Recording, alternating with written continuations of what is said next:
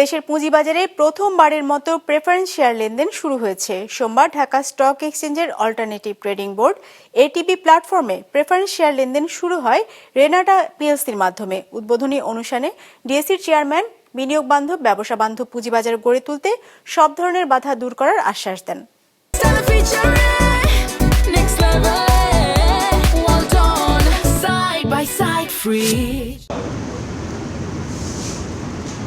Preference শেয়ারে লভ্যাংশ প্রাপ্তিতে অগ্রাধিকার থাকে। একই সাথে কোম্পানি বিলুপ্তি হলে শেয়ার হোল্ডারদের আগে প্রেফারেন্স শেয়ারধারীরা অর্থ পেয়ে থাকেন। তবে এই বিনিয়োগকারীদের থাকে না ভোটাধিকার প্রয়োগের ক্ষমতা।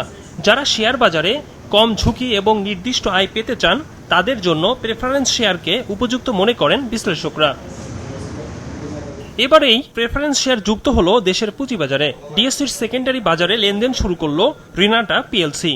এর ইস্যু প্রাইসের উপর সার্কিট ব্রেকার রাখা হয়েছে 5%। এছাড়া 6 বছর মেয়াদি শেয়ারটির ইস্যু দর 1900 টাকা।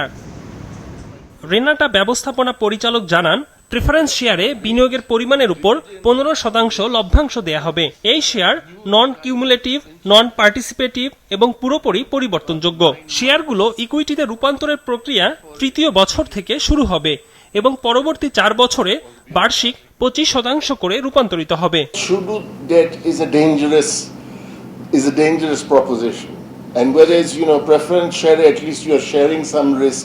যে আমি প্রফিট না হলে আমি ডিভিডেন্ড দিব না। সো and capital market-এ চয়েস থাকা উচিত। It can't be যে everything is an IPO, everything is a rights issue.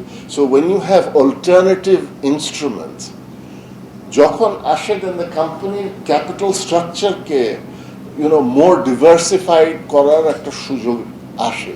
অনুষ্ঠানে ডিএসসির চেয়ারম্যান বলেন, alternative trading board equity securities, ডেপ্ট instruments, open and mutual fund এবং বিকল্প বিনিয়োগ তহবিল তালিকাভুক্ত ও লেনদেনের সুযোগ দেয়, যা ইস্যুকারী এবং বিনিয়োগকারী উভয়ের জন্যই অধিক সহনীয় হবে।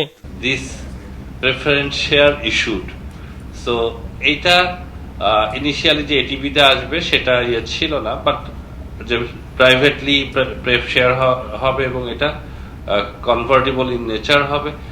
Generally it should not take more than 2 months from the date it is approved at the board of the issuer till it is subscribed।